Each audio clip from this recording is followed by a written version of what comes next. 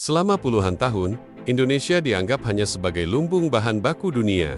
Negara besar datang, mengambil nikel, batu bara, sawit, dan minyak mentah kita, lalu mengolahnya jadi produk bernilai tinggi yang dijual kembali ke Indonesia dengan harga berkali lipat. Inilah pola kolonial gaya baru. Tapi sekarang, dunia mulai panik. Karena untuk pertama kalinya dalam sejarah modern, Indonesia tidak lagi mau tunduk di bawah Presiden Prabowo Subianto dengan Menteri Keuangan Purbaya Sadewa sebagai otak eksekusi ekonomi. Indonesia berubah dari objek eksploitasi menjadi pemain utama. Kita tidak lagi menjual bahan mentah. Kita memaksa dunia tunduk pada aturan kita, dan senjata utamanya ada dua, nikel dan CPO, dua komoditas yang secara diam-diam menjadi penentu masa depan energi dunia. Nikel bukan lagi sekadar logam tambang. Nikel adalah jantung baterai kendaraan listrik. Tanpa nikel, tidak ada mobil Tesla, tidak ada iPhone, tidak ada baterai untuk pangkalan militer Amerika dan China. Sedangkan CPO atau minyak sawit bukan lagi sekadar minyak goreng. Ia adalah bahan baku biofuel,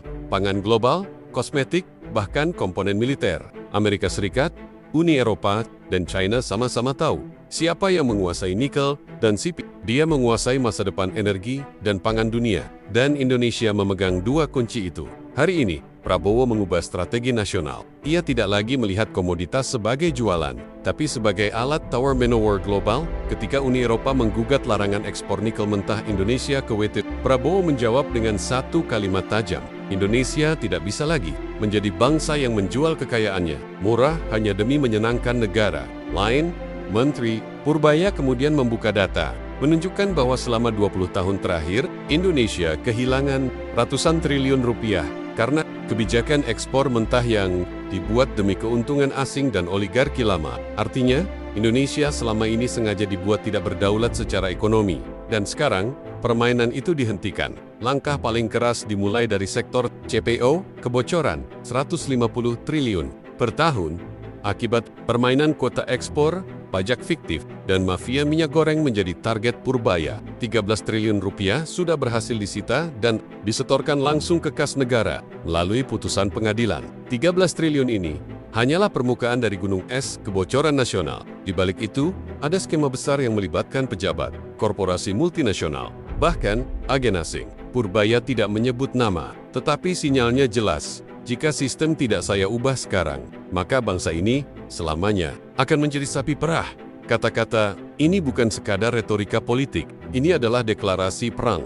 Sementara itu, di sektor nikel, Indonesia memaksa dunia bermain di dalam negeri. Pabrik smelter dibangun, rantai produksi dipaksa pindah ke wilayah Indonesia. Negara-negara barat bereaksi keras. Mereka bilang Indonesia melanggar pasar bebas. Tapi inilah strategi baru. Indonesia tidak lagi menerima aturan yang dibuat oleh negara lain. Kita sedang menulis aturan kita sendiri. Presiden Prabowo tidak menggunakan kekuatan senjata, tetapi kekuatan logistik. Dunia sekarang paham untuk membangun energi masa depan. Mereka harus bernegosiasi dengan Indonesia. Dan untuk bernegosiasi, mereka harus menerima syarat kita. Amerika mulai mendekat.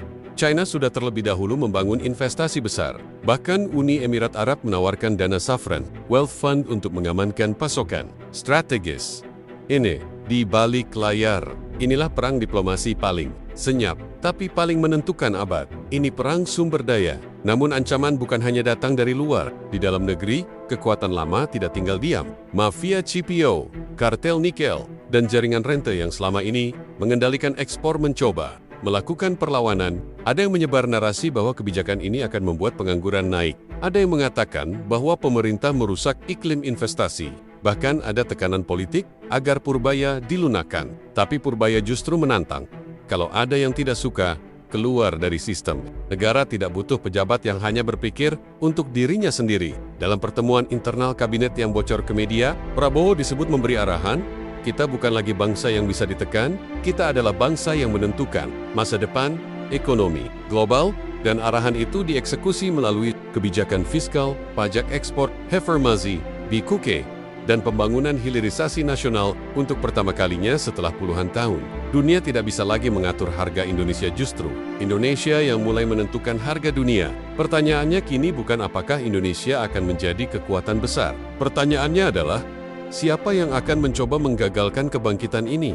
Karena sejarah mencatat, Setiap bangsa yang mencoba mandiri akan berhadapan dengan kekuatan global yang tidak ingin kehilangan kendali. Indonesia kini berada di titik paling krusial dalam sejarahnya. Kita bukan lagi pion. Kita adalah pemain. Nikel dan CPO bukan lagi komoditas. Mereka adalah senjata strategis. Dan Prabowo bersama Purbaya adalah dua tokoh yang berdiri di garis depan peperangan ekonomi global ini. Jika strategi ini berhasil, Indonesia tidak hanya akan menjadi negara maju, Indonesia akan menjadi penentu arah ekonomi dunia. Tapi, jika gagal, kita kembali menjadi bangsa penjaga tambang dan penghasil minyak goreng murah. Pilihan ada di tangan kita, mendukung kedaulatan atau membiarkan asing kembali mengambil alih. Sejarah sedang bergerak, dan kali ini, Indonesia bukan lagi penonton. Indonesia adalah pemain utama. Inilah babak baru perjalanan Indonesia. Di bawah Presiden Prabowo dan Menteri Purbaya, kita bukan lagi negara yang menunggu perintah dari luar, tetapi negara yang mulai menulis ulang aturan main dunia. Nikel bukan lagi batu yang diangkut ke luar negeri. CPO bukan lagi komoditas yang dijual murah demi kepentingan asing. Semua telah berubah menjadi senjata strategis, alat tawar, alat tekanan, bahkan alat pertahanan baru dalam geopolitik global. Dan inilah pertanyaan terbesar kita sebagai bangsa. Apakah kita siap menjadi kekuatan mandiri yang berdiri di atas kaki sendiri? Atau kita akan kembali tunduk pada sistem lama yang membuat Indonesia hanya jadi tukang gali dan tukang kirim bahan mentah? Keputusan Purbaya untuk membongkar mafia CPO dan strategi Prabowo mengunci ekspor nikel. Bukan hanya kebijakan ekonomi ini deklarasi perang terhadap kekuatan global yang selama puluhan tahun menganggap Indonesia hanya sebagai lumbung bahan baku. Dunia kini menatap kita. Investor mulai gemetar. Don Recoup untuk pertama kalinya dalam puluhan tahun punya harapan bahwa kekayaan negeri ini benar-benar akan kembali untuk mereka. Jika kita konsisten, maka 10 tahun ke depan Indonesia tidak sekadar menjadi kekuatan regional tetapi salah satu pusat peradaban ekonomi dunia yang disegani, ditakuti, dan dihormati. Karena di era baru ini, kekuatan tidak lagi ditentukan oleh siapa yang punya senjata paling banyak, tetapi oleh siapa yang menguasai sumber daya paling strategis. Dan sekarang, untuk pertama kalinya sejak kemerdekaan Indonesia memegang kuncinya.